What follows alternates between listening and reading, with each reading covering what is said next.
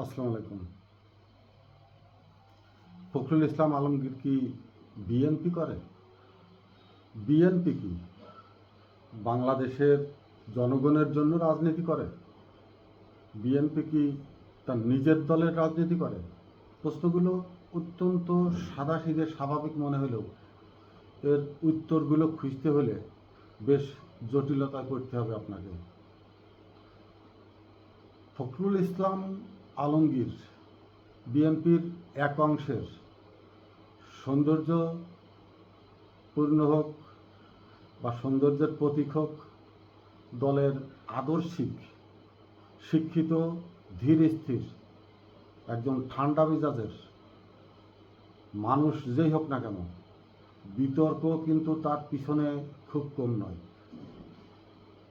বিতর্কই বেশি আছে এবং বহু জায়গায় বহুবার থেকে তাকে নিয়ে কথা উঠছে। গত সপ্তাহে যখন স্থায়ী কমিটির সদস্যরা বসে রাষ্ট্রপতি নির্বাচনের জন্য মিটিং হলো, আমি ওই দিন একটি ভিডিও বানিয়েছিলাম যে স্থায়ী কমিটি কেন রাষ্ট্রপতি নির্বাচনের দায়িত্ব প্রধানমন্ত্রীর উপরে ছেড়ে দিয়ে তারা চলে আসলো। এর থেকে সেটাই বেটার হতো না যে প্রধানমন্ত্রী এবং স্থায়ী কমিটি মিলে সমন্বিত সিদ্ধান্তের মাধ্যমে একজনকে রাষ্ট্রপতির প্রতিনিধি হিসাবে নির্বাচন করা হলো। অর্থাৎ দায়ভার প্রধানমন্ত্রীর উপরে কিন্তু চাপিয়ে দেওয়া হচ্ছে। প্রধানমন্ত্রী এই চামচামিতে বা এই তোষামদিতে স্থায়ী কমিটির যে তোষামদিটা, চামচামিটা বা তার উপরে যে আনুগত্য দেখালো, এটা যদি মনে মনে খুশি হয়েও থাকে তবে ভবিষ্যতের জন্য খুশি হবার কিছু নেই। এর দায় দায়িত্ব প্রধানমন্ত্রীর উপরে বর্তাবে, যেহেতু স্থায়ী কমিটি তাদের সিদ্ধান্ত প্রধানমন্ত্রীর উপরে চাপিয়ে দিয়েছে। এটি এক ধরনের এভিডেন্স, এক ধরনের আসামি করে রাখা, তাদের ঘাড়ের থেকে দায় দায়িত্ব ছুড়ে ফেলা হলো। ফখরুল ইসলাম আলমগীরকে নিয়ে যখনই শুরু হলো যে রাষ্ট্রপতির জন্য তাকে মনোনীত করা হলো, মনোনয়ন দেওয়া হলো বা ছবি প্রকাশ করা হলো, তারপরের থেকেই সামাজিক যোগাযোগ মাধ্যমে এক ধরনের তোষামদি, চামচামি এমনভাবে তীব্র আকার ধারণ করেছে যে ফখরুল ইসলাম আলমগীরের সাথে যখনকার যার যেরকম ছবি ছিল সব ছবি যোগাযোগ মাধ্যমে ছেড়ে দেওয়া শুরু হলো। তার ওয়াইফের প্রশংসা নিয়ে ভিডিও, সেটি খুব ফলাও করা হলো, সমস্ত কিছুই। কিন্তু ফখরুল ইসলাম আলমগীর রাষ্ট্রপতি হয়ে তিনি কি কোনো বীররচিত সিদ্ধান্ত নিতে পারবেন? তিনি কি কোনো পুরুষত্বদীপ্ত, পৌরুষদীপ্ত একজন বীর রাষ্ট্রপতির ভূমিকায় কোনো ব্যাপারে সিদ্ধান্ত নিতে সক্ষম হবেন? নাকি সপ্য মার্কা, আব্দুল হামিদ মার্কা রাষ্ট্রপতি হবেন? সেটাই স্বাভাবিক। তার চরিত্রগত গুণ, তার সিদ্ধান্ত নেওয়ার গুণ, তার রাজনৈতিক কলা কৌশল, কর্মদক্ষতা সব কিছুই আনুগত্যপূর্ণ। তার নিজস্ব কোনো মতামত, সিদ্ধান্ত দলে কখনো প্রতিফলিত হয়নি। সে শুধু তার বিশ্বস্তর জায়গাটাই প্রশংসিত। দল চালানোর ব্যাপারে, দলের সিদ্ধান্ত নেওয়ার ব্যাপারে বা এই দীর্ঘ 17 বছর নির্যাতনের যে বিএনপিরা ঘর ছাড়া, পথ ছাড়া, সংসার ছাড়া, ব্যবসা বাণিজ্য ছাড়া হয়েছিল, তাদেরকে সমন্বিতভাবে কখনো তিনি কোনো মনতুষ্টিপূর্ণ বাণী, বক্তব্য, কথা দিয়ে দলকে উৎসাহিত করতে পারেননি। সাংগঠনিকভাবে তিনি কতটা নাজুক প্রকৃতির লোক সেটা ইতিমধ্যে সাধারণ মানুষ জানে।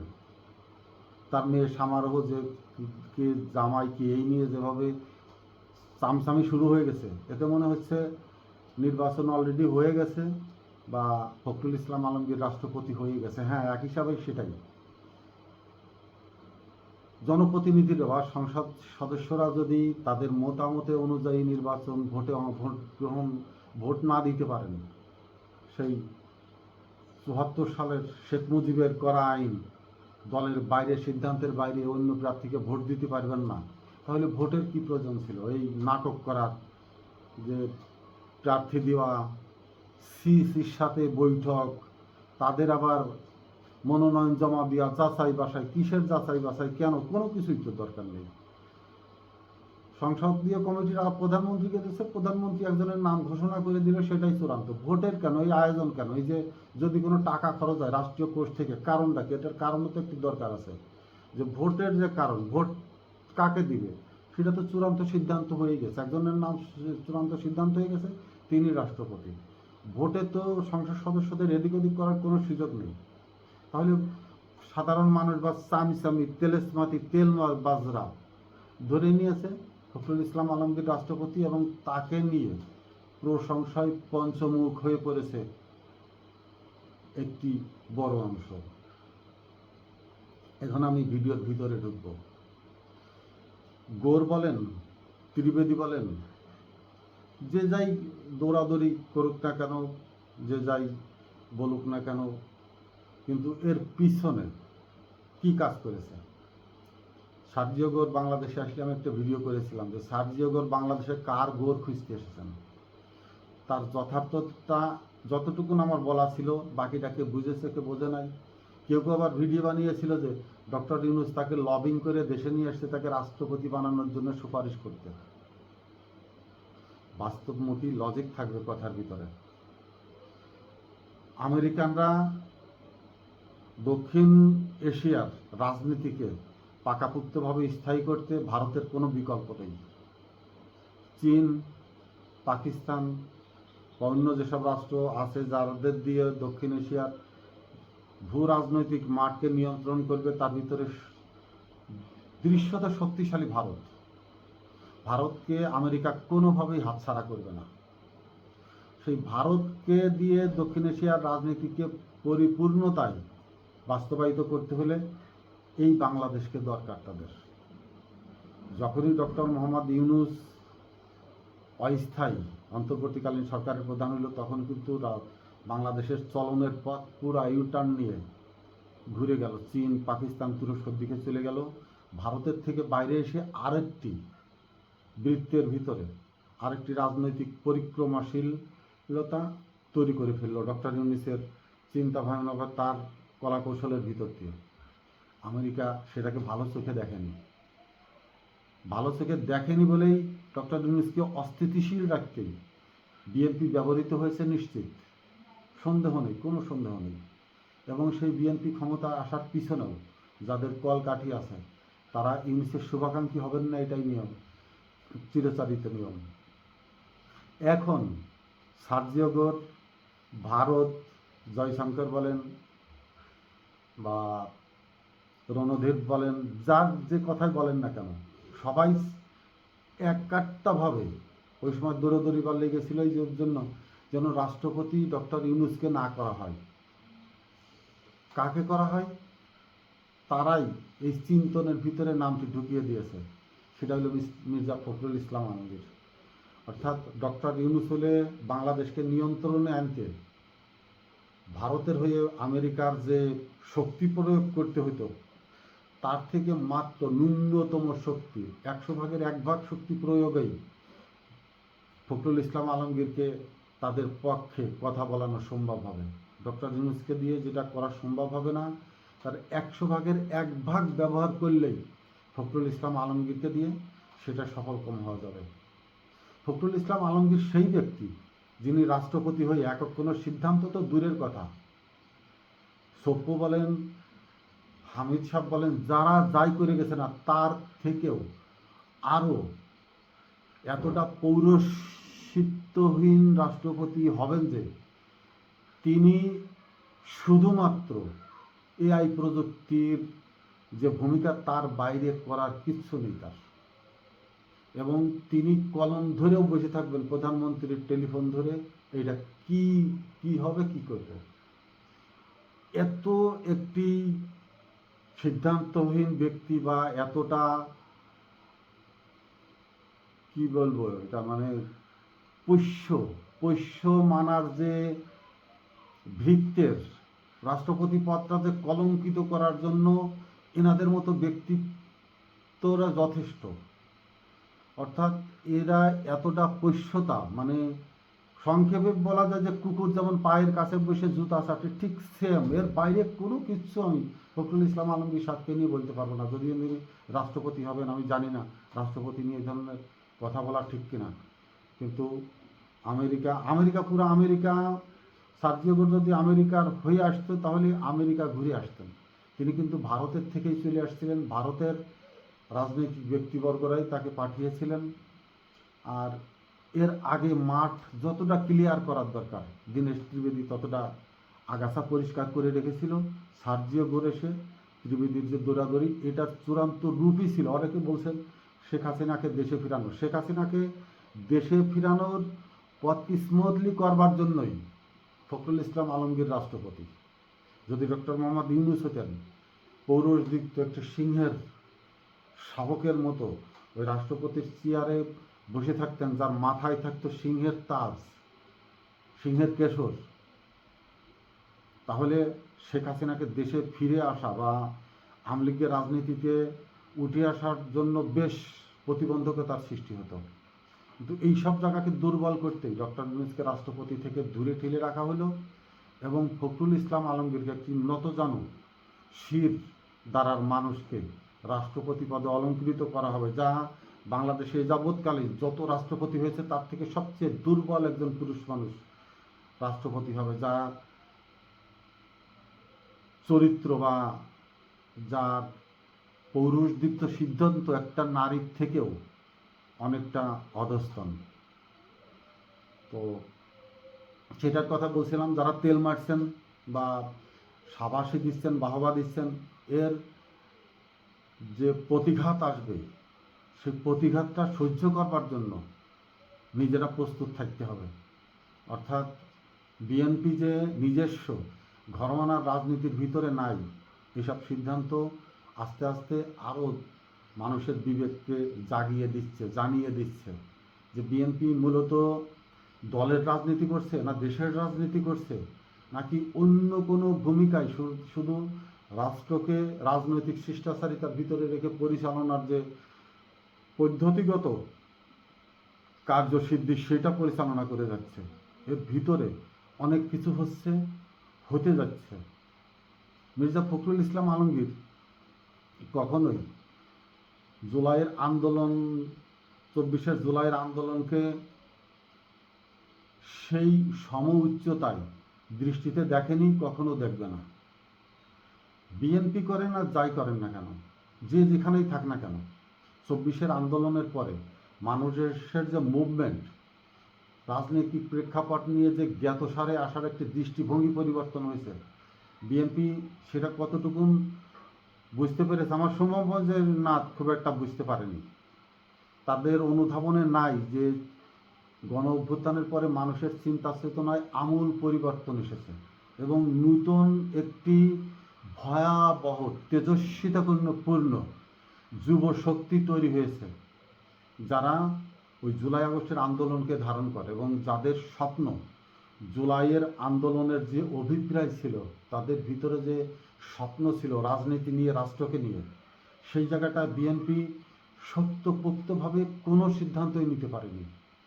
অর্থাৎ একটি নতজানু সরকারের ভূমিকায় আছে। ব্যক্তি তারেক রহমানের কথা আমি বলছি না, আমি বলছি সামগ্রিক বিএনপির যে রাজনৈতিক প্রেক্ষাপট, রাষ্ট্র ক্ষমতায় আসার পরে বিএনপির অভ্যন্তরীণভাবে এবং তাদের চরিত্রগত বিপণনের মাধ্যমে দিয়ে রাষ্ট্রর যে জাতিগতভাবে একটি উন্নত চিন্তাভাবনার জায়গায় নিয়ে যাবে জনগণকে, সেই জায়গাটা বিএনপি সম্পূর্ণই ব্যর্থ।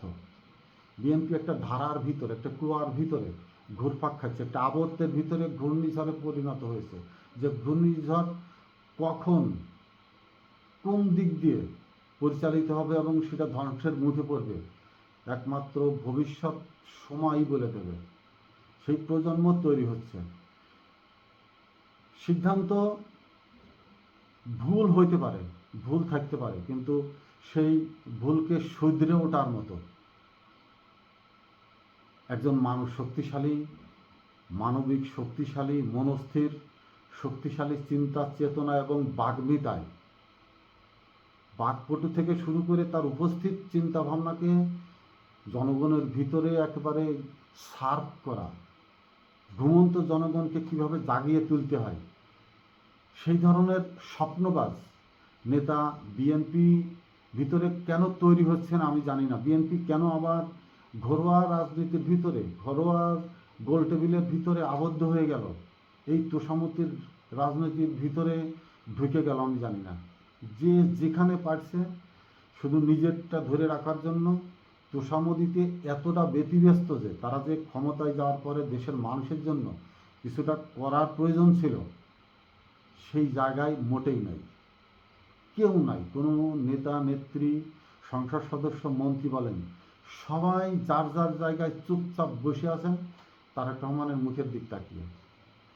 তারেক রহমান যদি ক্ষমতার বিকেন্দ্রীকরণ চান এবং তিনি সেই শেখ হাসিনার মতো একক সিদ্ধান্ত ভুক্তির ভিতরে না ঢুকে যেতে চান, তাহলে সংসদ সদস্য, স্থায়ী কমিটি, কার্যকরী কমিটির সিদ্ধান্তগুলোকে মানুষের সামনে তুলে ধরতে হবে। তার ঘাড়ে চাপিয়ে দিচ্ছে, তিনি হয়তো মনে করছেন এটা আমার দলের কর্মীদের বিশ্বস্ত জায়গা, আমাকে বিশ্বাস করছে বা আমাকে সর্বক্ষমতাধারী হিসাবে মেনে নিচ্ছে বা ন্যস্ত করছে সেই চূড়ান্ত সিদ্ধান্তের উপরে। দলীয় সমস্ত দায়ভার আমার কাঁধে তুলে দিয়ে আমাকে হয়তো সর্বেসর্বা শ্রেষ্ঠ রাজনীতিবিদ হিসাবে দল আমাকে পরিচিতি করতে চাচ্ছে, কিন্তু এটি একটি ভয়াবহ সিদ্ধান্ত হবে, একটি অগ্নি দাবানলের মতো একটি সিদ্ধান্ত হবে। এই পর্যায়ে নিয়েই শেখ হাসিনার অধঃপতন হয়েছিল।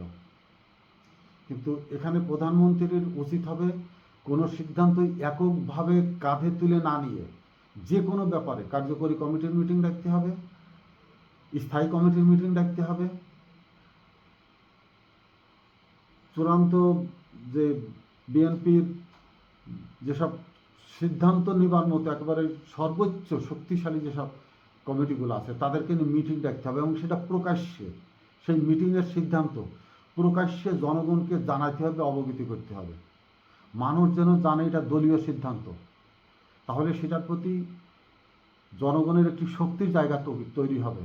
আর যদি জনগণ অনবরত জানতে থাকে যে শুধুমাত্র সব কিছুই প্রধানমন্ত্রীর সিদ্ধান্তে হচ্ছে, মানুষ ক্ষিপ্ত হয়ে উঠবে। আবার মানুষের ভিতরে এক ধরনের প্রতিক্রিয়া, লজিক্যালি চিন্তা ভাবনা করতে হবে, এক ধরনের প্রতিক্রিয়া, মানুষ প্রতিক্রিয়াশীল, তাদের ভিতরে ঘাত প্রতিঘাত তৈরি হয়, প্রতিক্রিয়া তৈরি হয়, ক্রিয়া তৈরি হয়, প্রেক্ষিত তৈরি হয়, তার থেকে প্রতিপ্রেক্ষিত শুরু হয়। এই জায়গাগুলো রাজনীতিতে দর্শনের ব্যবহার কেন প্রয়োজন? এই জন্যই মানুষের যে ভিতরে প্রতিক্রিয়ার জায়গাগুলো কেন, রোষের জায়গা তৈরি হয়, ক্ষোভ তৈরি হয়, আক্রোশ তৈরি হয়। একজন মানুষকে যখন সর্বোচ্চ ক্ষমতায় উঠে যেতে দেখে তখন সাধারণ মানুষও তার উপরে এক ধরনের স্পর্শকাতরতা তৈরি হয়। সে কেন এতটা শক্তিশালী হয়ে উঠবে? সে কেন সমস্ত সিদ্ধান্ত এককভাবে নিতে যাবে, একা নেবে? পুরা রাষ্ট্রের জনগণ তাহলে কি করছে? 64 জেলার সমস্ত সংসদ সদস্যরা যে জনগণের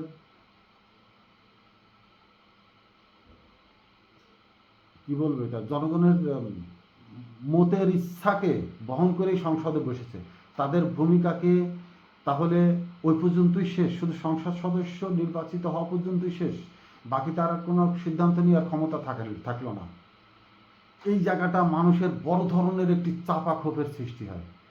প্রতিটা নাগরিক চায়, প্রতিটা মানুষ চায় তার সংসদ সদস্যের সম্মানবোধ, তার সংসদ সদস্যের সম্মান মানেই তারও সম্মান। কিন্তু যখন দেখে তাদের সংসদ সদস্যরা কোনো ভূমিকাই রাখতে পারছে না, কোনো দায় দায়িত্বের ভিতরে রাখতে পারছে না, কোনো রাষ্ট্র সিদ্ধান্তের ভিতরে তাদের কোনো সিদ্ধান্ত মূল্যায়ন হচ্ছে না, তখন তাদের ভিতরে ক্ষোভ সৃষ্টি হয়, খই ফুটতে থাকে, মুড়ির মতো ফুটতে থাকে তখন জনগণের ভিতরে এক ধরনের আক্রোশ, যার ধীরে ধীরে অভ্যুত্থান তৈরি হয় বা যে কোনো পরিস্থিতির তৈরি হয়। জুলাই তৈরি হয়েছে, কেউ কেউ বলেন যে আর সম্ভব না। কেন সম্ভব না? সম্ভব, যদি আবার কেউ স্বৈরা শাসকের চরিত্র নিয়ে রাজনীতিতে আবির্ভূত হয়, আবার যদি সেই কাঠের পুতুলদেরকে ইচ্ছামতো, অনেক কিছু হয়েই তো গেছে 64 জেলার জেলা প্রশাসকদেরকে যে ধরনের, বা আরও অনেক কিছু করা হয়ে গেছে, সমস্ত কিছু ইচ্ছামতো করা হয়ে গেছে। আবারও যদি সেই ইচ্ছামতোই দলকে ঢেলে মানে দলের ব্যক্তিদেরকে শক্তিশালী করে, দলকে বাদ দিয়ে এটা কিন্তু পুরাই দলকে বাদ দিয়ে মুষ্টিমেয় দলের কিছু ব্যক্তিবর্গকে শক্তিশালী পদ দিয়ে তাদেরকে ক্ষমতাশালী করে তোলা হচ্ছে এবং তাদের ক্ষমতার মাধ্যমে প্রধানমন্ত্রী ক্ষমতাশালী ব্যক্তি হিসাবে নিজেকে প্রতিষ্ঠিত করতে চাচ্ছে। এই জায়গায় একসময় না একসময় প্রশ্নবোধক চিহ্ন পড়ে যাবে। অর্থাৎ যে শাসক, যে জনগণকে শাসন করবে, সেই শাসককে জনগণের লিঙ্কে থাকতে হবে, জনগণকে অভিমত অভিপ্রায়কে সরাসরি নিজের মধ্যে প্রতীয়মান ঘটাইতে হবে। তাহলে জনগণ সেই শাসকের আয়নাতে নিজেকে দেখতে পাবে। কিন্তু জনগণ যদি সামনে ভুতুরে এক অন্ধকার দেখে এবং তার বিবেকের সামনে যদি পর্দা টেনে দেওয়া হয়, এত কথা শুধু একজনকে নিয়েই বলছি, মির্জা ফখরুল ইসলাম আলমগীর। আমার সবচেয়ে কঠিন প্রশ্ন এটা, মির্জা ফখরুল ইসলাম আলমগীরকে রাষ্ট্রপতি বানাইতে কারা কারা সরকারকে চাপ দিল, কে কে সরকারকে উপদেশ দিল, কে কে সরকারকে অনুপ্রাণিত করলো ফখরুল ইসলামকে রাষ্ট্রপতি বানাতে? বড় প্রশ্নটা এখানেই। যদি তাদেরকে খুঁজে বের করা হয় যে কারা ফখরুল ইসলামকে রাষ্ট্রপতি বানাবার জন্য সরকারকে চাপ দিয়েছেন, একবার সার্জিও গোর থেকে শুরু করে ভারতের যত রাজনৈতিক পরিমণ্ডল আছে তাদের থেকে খুঁজে বের করে কেন ফখরুল ইসলাম রাষ্ট্রপতি হবার জন্য তাদের কাছে এত প্রিয় পাত্র হয়ে উঠল, ফখরুল ইসলাম আলমগীর রাষ্ট্রপতি হলে ভারতের জন্য কি কি উপকার হবে, কি কি বাংলাদেশের কাছ থেকে সুখ ভোগ করতে পারবে। অর্থাৎ শেখ হাসিনা সরকারের দ্বিতীয় সেকেন্ড ম্যান কি ফখরুল ইসলাম আলমগীর? ফখরুল ইসলাম আলমগীর কি ভারতের কথা মতো বা ভারত বা আমেরিকার যৌথ চাপের মাধ্যমে ফখরুল ইসলাম আলমগীরকে রাষ্ট্রপতি করা হলো? তাহলে বুঝে নিতে হবে 17 বৎসরই ফখরুল ইসলাম আলমগীর তাদের তোষামতি করে গেছে, চামচামি করে গেছে এবং তাদের উদ্দেশ্যকেই তার দলের ভিতরে পরিচালনা করে গেছে এবং দলকে সংগঠিত করে আওয়ামী লীগের বিরুদ্ধে জোটপুত অবস্থান তৈরি করতে ব্যর্থ করে দিয়েছেন মিস্টার ফখরুল ইসলাম আলমগীর। এই তথ্যটি খুঁজে বের করতে হবে এবং অচিরেই, এবং এই প্রশ্নের উত্তর যদি বের করে সরকার বিবেচনায় না আনে, কোনো গবেষণার তথ্যভিত্তিক জায়গা খুঁজে বের করতে ব্যর্থ হয়, সরকার অনেক বড় আরও একটি প্রশ্নের সম্মুখীন হবে। আমি তেলবাজ না, তেল মারতে পারবো না, তোষামদিও করতে পারবো না। আমি সত্যকে সত্য হিসাবে আপনাদের সামনে তুলে ধরতে চাই। আসসালামু আলাইকুম।